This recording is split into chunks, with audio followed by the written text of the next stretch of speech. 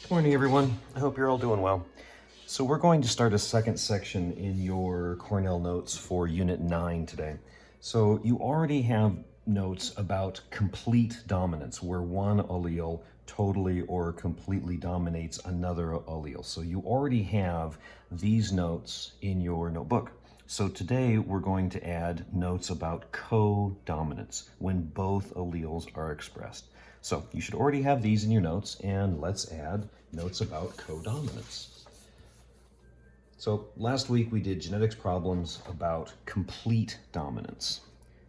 So let's be sure that you know what that means. So complete dominance, what does that mean? That means that one allele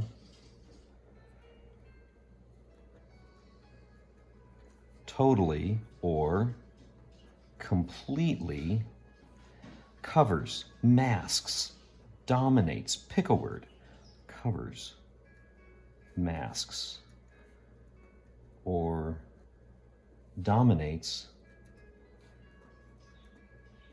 the other allele. Okay, that's why it's called complete dominance, because one allele completely dominates the other. Cool. So when you're talking about complete dominance, there's always a dominant allele, let's say big R, and there would then be a recessive allele, let's say little r. And let's talk about roses, okay? Beautiful flowers. In roses, the big R allele is for a dominant red flower color. And in roses, the lowercase r, or the recessive r, is for white flowers. So then with these two alleles, you have three possible genotypes. They could be homozygous dominant, big R, heterozygous, big R, little r, or homozygous recessive, little r. These are your genotypes. Well, then these genotypes are expressed by protein synthesis, transcription, and translation. And when big R is expressed, the plant produces red flowers because the plant carries, reads, and expresses the dominant red allele. Whereas with the heterozygote, the plant also carries, reads, and expresses the dominant R. So this plant has red flowers also, even though it carries the white allele. The white is not expressed. Why? Because the white is dominated by the red. Whereas homozygous recessive, little r, this plant expresses white flowers. Okay, so this is complete dominance, where one allele completely or totally dominates the other allele. So what we're going to start today is a second kind of dominance called co-dominance. Co meaning with, okay, to cooperate, to cohabitate, right? So what does this mean? This means all alleles, not just the dominant one, all alleles of the genotype are expressed.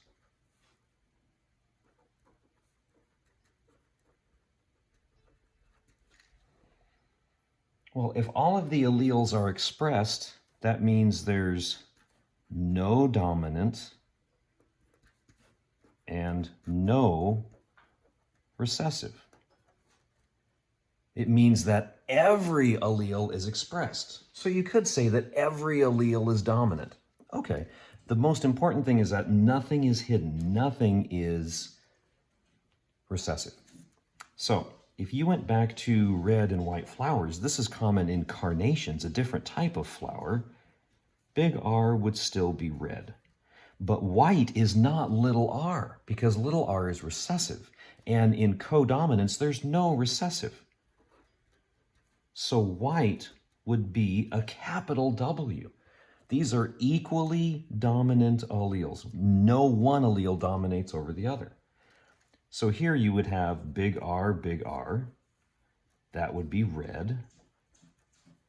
You would then have big W, and that would be a white flowered carnation. Whereas if you did big R, big W, that would actually be red and white. Both alleles are expressed. It's not pink. That's a different type of dominance. That's called incomplete dominance, and you'll actually talk about that in college. What we talk about in high school is codominance, where both alleles are expressed. That flower is red and white. And you say, all right, that's nice. So you're talking about plants. Once again, who cares about plants? These rules apply for us as well. In fact, the most common way to classify blood, if you've heard of your blood type, is a form of codominance. So your blood has two different kinds of cells in it. And when you put those cells under the microscope, they have different colors.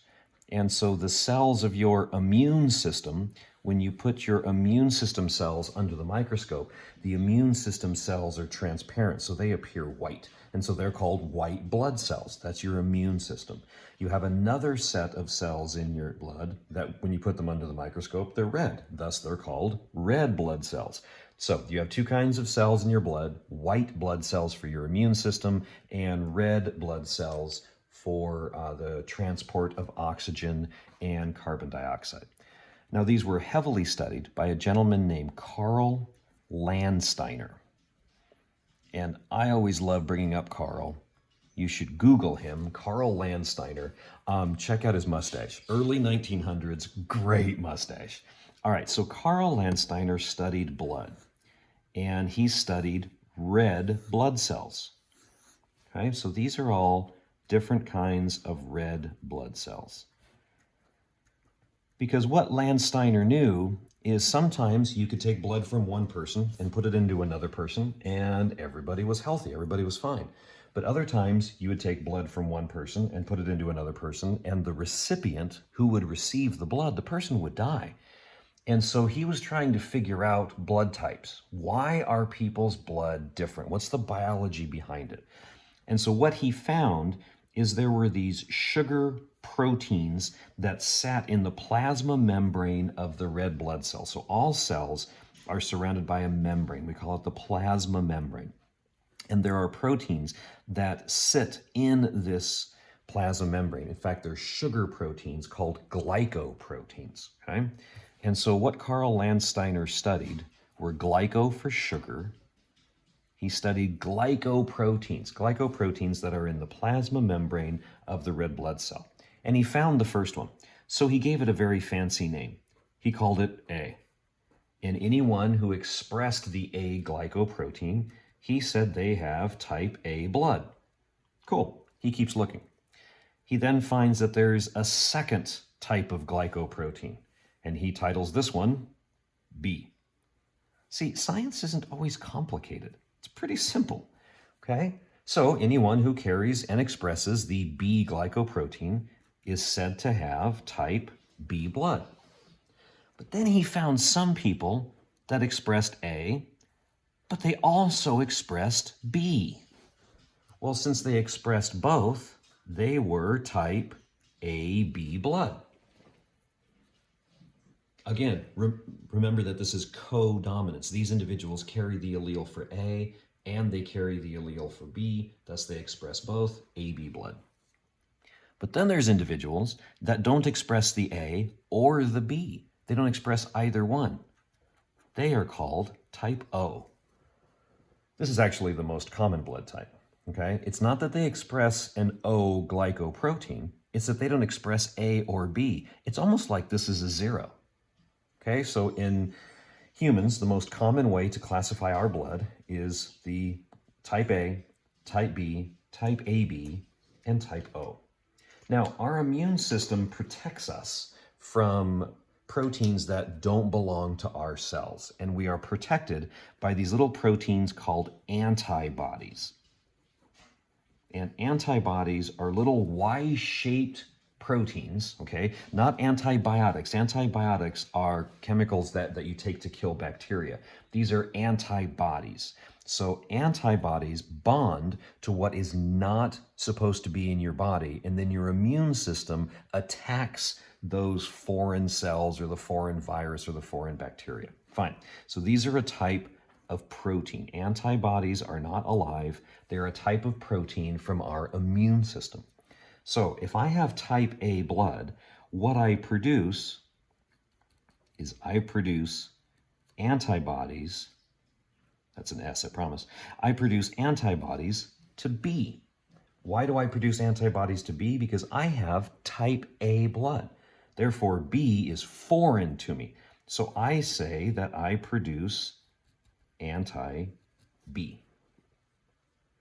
Whereas if someone has type B blood, they also produce antibodies, but they don't produce anti-B. That's what we call an autoimmune disorder. They would produce antibodies to A, the A glycoprotein. Thus, we would say that they produce anti-A. Well, someone who has type AB blood, if they produce antibodies to A, the antibodies will clot to their cells and their blood will clot and they'll die. So they can't produce anti-A. They can't produce anti-B either. So while these people produce tens of thousands of other antibodies, they don't produce anti-A and they don't produce anti-B. What about type O? Well, they produce antibodies to both. They produce antibodies to A and B. If you have type O blood, you produce anti-A and you produce anti-B. So now we need to talk about blood transfusions, okay? A transfusion is when you take blood from one individual and you inject it into another. So if you have type A blood, you can inject type A into you also. Now, right now, I'm ignoring the whole positive, negative. We'll talk about that in just 1 second. So you can inject type A into someone who has type A blood. It's the same blood type. What else can you inject into them? Well, you can't inject B, because if you inject B into this person, the antibodies will make their blood clot and you'll kill them. You can't you can't inject AB for the same reason, because the blood will clot, but you can inject O. Because if you put O blood into this person, the antibodies are searching for the B glycoprotein. There's no B glycoprotein, so there's no clotting. Someone with type B blood, what can you inject into them? Well, you can give them their same blood type, type B. And what else could you inject into them? You could inject O, because same thing. The antibodies are searching for A. There's no A here, so there's no clotting. What can you inject into an AB person? Well, you could inject AB because it's the same blood type. You could inject A because there's no antibody for A. You could inject B because there's no antibody for B. And you could inject O because O doesn't have any glycoproteins. What about if you're type O? This is my blood type, as a matter of fact. Okay, you can't inject A into me because my blood, that will make my blood clot. You can't inject B into me, that'll make my blood clot. You definitely can't inject AB, my blood will clot twice as fast. So the only thing that you can inject into someone who has type O blood is O. So let's talk about the positive negative that I said I was going to go over earlier. So there is a old world monkey called a rhesus monkey. And the rhesus monkey also has red blood cells. And the rhesus monkey expresses proteins in that red blood cell. And when Landsteiner was studying this, he named that protein the Rh, because it's a protein that we as humans share with an old world monkey called a rhesus monkey. You should Google them. They have this cool kind of mohawk hair right down the center of their head. So if you carry and express the Rh protein in your red blood cell, you are said to be positive. This is where the whole A positive, B positive, O positive blood type comes from. It means that you express the Rh protein. Whereas if you have red blood cells that don't express the Rh protein, you are said to be negative. And this is where A negative, B negative, AB negative comes from. Well, Since these individuals don't produce Rh, they also produce antibodies. They produce antibodies to the Rh protein because the Rh is not supposed to be in their body. Fine. So let's take a look at my biological mother. My mother's name is Kay, and so we lovingly refer to her as Grandma Kay. So my mother's blood type, let's draw her red blood cell first. My mother's blood type, she is type A negative. All right, so if my mom is A negative, what do her red blood cells look like? Well, since she has type A, we know that she carries and expresses the A glycoprotein. But she's negative. Since she's A negative, she does not produce the Rh protein. Okay, so what antibodies does she make? Well, since she's type A blood, she makes anti-B. She makes another type of antibody. She makes anti-Rh because she does not express the Rh protein. Well, let's take a look at her biological son, at least her second one. I am O positive. So here's my red blood cell. Since I'm type O, I don't express the A protein. I don't express the B protein. But I'm positive. So since I'm positive, that means I express Rh. Okay? So as a type O positive person, since I'm type O, that means I produce anti-A. That means I also produce anti-B, but I can't produce anti-Rh or I would have an autoimmune disorder. Got it. So let's take a look at Grandma Kay. So here's Grandma Kay, and here's Manro. Right? Well, my mom is type AB. Excuse me, she's type A negative. And I am type O. So, if my mom ever goes to the hospital, can I donate blood to her? Can I donate my O positive blood to my own biological mother? I can't. Why? I cannot give her my blood. Absolutely not. Why? Because my biological mother produces anti-Rh. So if you give her my O positive blood, it'll kill her. All right, let's say that I need blood. Can my own biological mother give me blood? She can't. Because as an O person, I produce anti-A, and if you give me my own biological mother's blood, it'll clot and I will die. So just because you're biologically related doesn't mean that you can always receive blood from that person. And so now we need to get back to the injection, the transfusion page. As I said that when we first made this, that it was, I was ignoring the positive and the negative. So what really happens here is the individual that is AB here, they are commonly called the universal recipient.